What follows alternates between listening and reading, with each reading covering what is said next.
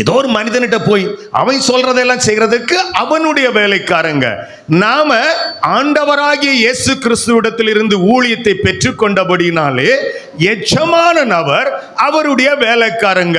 நீங்கள் யாரிடத்தில் ஊழியம் செய்ய உங்களை ஒப்பு கொடுக்கிறீங்களோ அதுதான் உங்க வாழ்க்கையின் ஊழியமாக இருக்கும். ஹல்லேலூயா.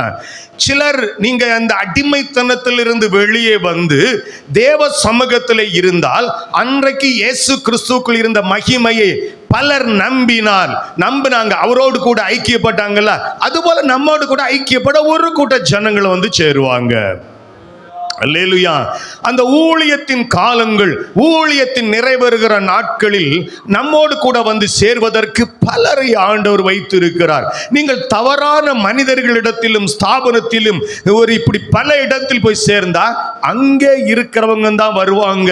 அவர்கள் நம்முடைய அபிஷேகத்தையும் ரட்சிப்பையும் நஷ்டப்படுத்துகிறவர்களாக இருப்பாங்க. ஆனால் ஆண்டவர் அப்படி அல்ல. நம்மை தட்டி கொடுத்து நான் உனக்கு தந்ததை செய் என்று சொல்லி நமக்குள் மகிமையை வைத்திருக்கிறார். எத்தனை பேர் விசுவாசிக்கிறீங்க?